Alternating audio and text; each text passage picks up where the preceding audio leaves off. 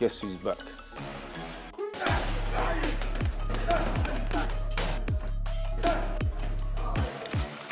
Back in the ring, October 19th, Copper Box Arena. Get your popcorn. Anthony Yarde is back and fighting on October the 19th. Yes, October the 19th at a Copper Box.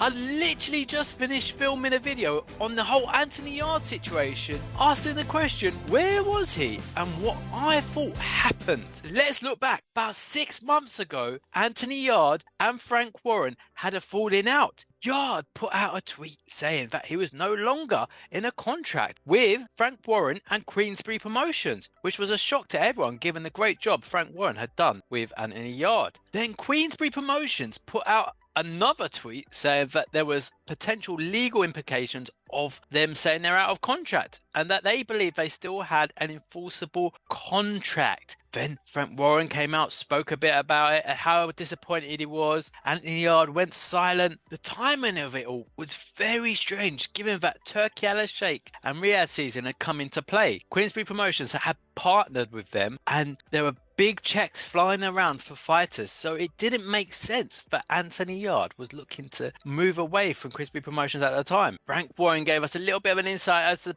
the potential reasons for Anthony Yarde leaving, saying that £5 million was what Anthony Yarde was looking for as a minimum to make that fight between him and Joshua Buatsi. And you know what happens with a purse bid? You find out your true worth. And maybe I've got it wrong.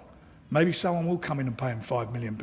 For those that you don't know, at the time, Joshua Buatsi and Anthony Yarde were in a purse bid situation. We thought we were finally going to get that fight on. We've been waiting years and we were like, yes, there's purse bids. It has to happen. There's no reason why it can't happen. And yeah, it all just fell through. And then Joshua Buatsi ended up fighting Willie Hutchinson at Wembley on that AJ undercard. In my video I recorded earlier today, I put out there that I believe that Boxer were the cause of the rift between Anthony Yarde and frankwarren, and that he must have been offered a contract from them, as Matchroom Promotions and Eddie Hearn were now getting on with frankwarren. That only left Boxer and potentially Golden Boy Promotions at the time. With the way Joshua Buatsi went to Boxer from Matchroom and Okoli, it led me to think that Boxer were the ones that were causing the potential rift. So to recap, Anthony Yarde is due to fight on October the 19th. He'll feature on that Adam Azim versus O'Hara Davis card, strengthening the lineup for the night. Is this a bit of smart business for Anthony Yarde?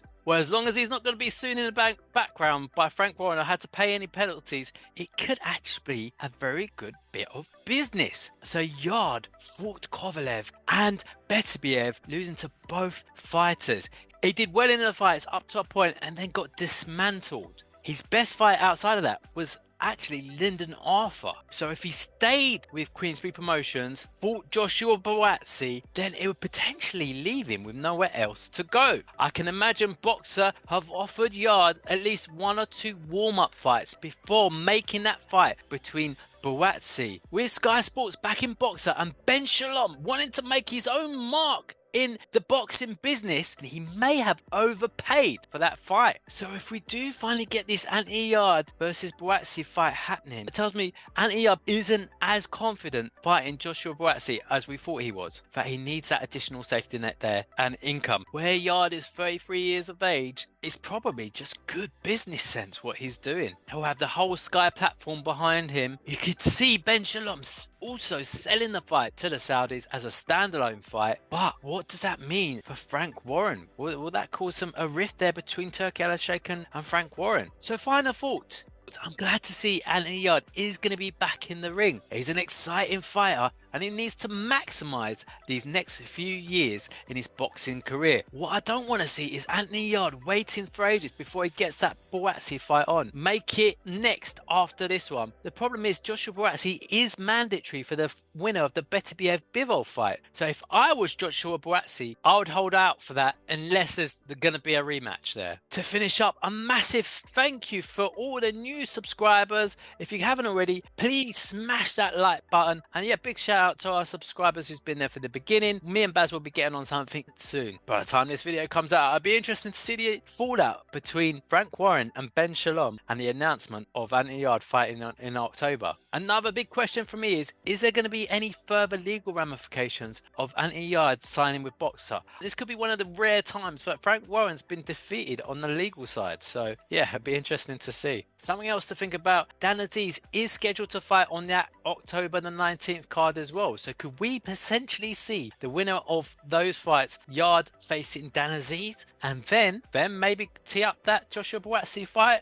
What are your thoughts on that? Put in those comments below. As much as I wouldn't mind seeing that fight, I don't want to see any further delays outside of this one. Let's get that Yarde versus Buatsi fight on.